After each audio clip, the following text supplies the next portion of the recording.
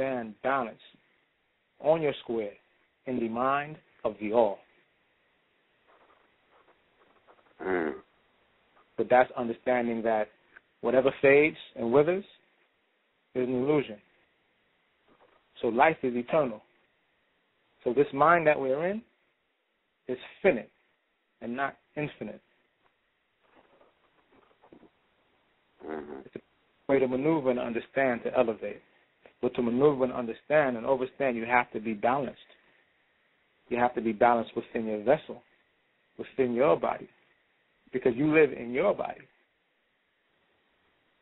So that's your life and your world that you must control as far as your circumference is concerned. As far as energy, as far as frequency, there is no disconnection amongst men and women. I see myself as all as everyone, looking from the point of the earth. I only search for balance. I put myself in a place within myself that is balanced, so I can have the opportunity to reverberate frequencies that are balanced. I took a long time to even come to this point, to even speak, because I wanted to make sure within myself I was balanced. I wanted to make sure my life was balanced.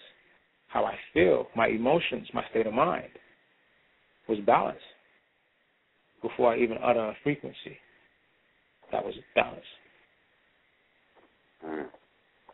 Yeah, and I think a lot of people overlook the mere weight in words and how words can actually keep you, overly densed, and how the visual spectrum is definitely higher frequency into action or into play, and definitely have to be, from what I'm seeing, we definitely have to balance out this whole system of learning to more back to where the Egyptians communicated things, or the Kemites communicated with more via symbols. Like you said, they speak a million words. I'm definitely seeing that that's definitely the way we have to be on, and unifying into one spectrum versus, just sound waves. Sound waves is, very heavy. A lot of havoc and reek is kindled due to sound waves.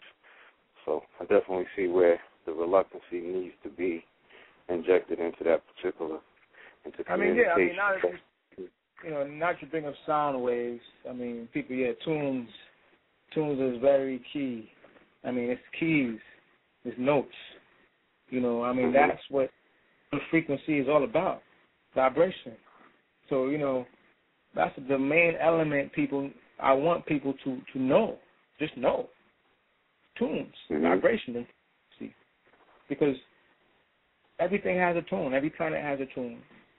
Because every magical note or musical note you can find within the planets.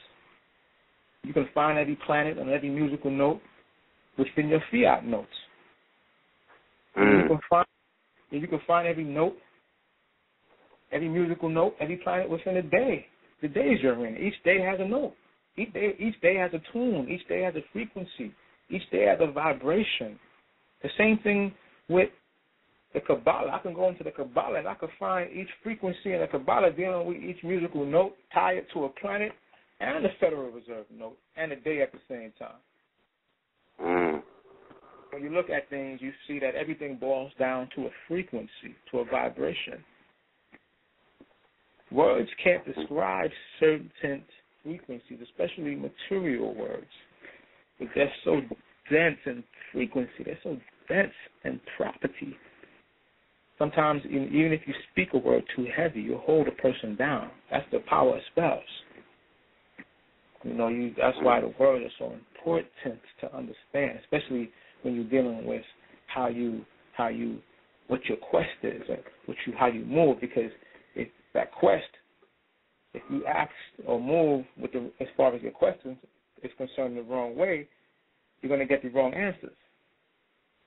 Because understanding the word questions is all about the quest for your ion. So when you ask particular questions, you get what you receive. And sometimes people don't understand what they ask because they don't know. They don't know themselves because they're not balanced, because they've been eating meat for the last 400 years and drinking acid water. And and now I go in the hood, all I see is Popeyes and McDonald's and Golden Trust. You know what I'm saying? All they eat, if they ain't eating chicken or burgers, they eating oxtail and curry goat. You know what I mean? For me, that's a lot of imbalance. You will automatically know a person's consciousness as far as awareness is concerned based off of their vessel. But even if you're dealing with the conscious community, you're still dealing with a particular dense property. Like I was telling you earlier, you can deal with someone who's unconscious and then deal with someone who's conscious. And the person who's unconscious has a grounded energy aura, spread in red, spread in yellow, and maybe even green. And then you can have somebody who's conscious but lack all the fundamental structure of being rooted. Have no roots. The aura doesn't consist of any rooted elements, just elevation, but not rooted. So you see a lot of purple, blues. So my thing is, what is it to really be conscious? I mean, what is it really? I mean, if you can deal with someone who's unconscious, but aura is conscious. That's like when you look at it deeply and you really dissect the information, you can meet someone who is conscious in the solar energy, but unconscious in the lunar energy. You know what I mean? Someone who is, and that's just dealing with the alkaline acid balance. Because someone who is heavily acid and then claims to be conscious, that means they're just heavily acid conscious. Wow. That means they're just heavily solar conscious. That means they're just heavily masculine conscious. That just means they're just heavily matter conscious, matter of fact conscious. What about the other side? What about the lunar? What about the feminine? What about the inner? What about the alkaline? You need them both. I ain't knocking neither one of them because you need them both to equate duality. And that's true conscious to me. Yeah, definitely. That's why people really need to bring themselves to balance. It's not about going against yourself. It's not about going against the opponent. When you look at it from a higher scale, you and the opponent are one. So it's not about going against, Yeah, go ahead. Yeah, I never looked at it like that as far as you and your opponent are one. So it's like you're fighting against yourself if you really got that oppositional mindset. And so, stagnant energy and sitting in place. I mean, if I were to draw it out for you, which I can illustrate it much better. If I were to draw it out for you, then it'll be what you would see is that it's like your left eye going against your right eye. How are you ever going to meet your first eye?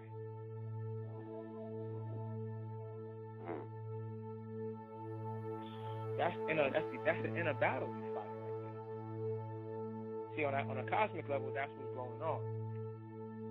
On the most mundane level, you're looking outside yourself. You're seeing the same thing, though, but you're looking outside yourself. On the most mundane level, that's you being bonded to earth and matter. But if you were to elevate yourself, be above earth and matter, and look at it at a cosmic level, you'll see in the cosmos, it's just an eye for an eye, just an eye going against an eye, just your left going against your right eye.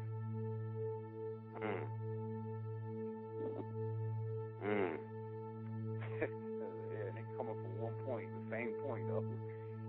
Duality, your first eye is the main achievement.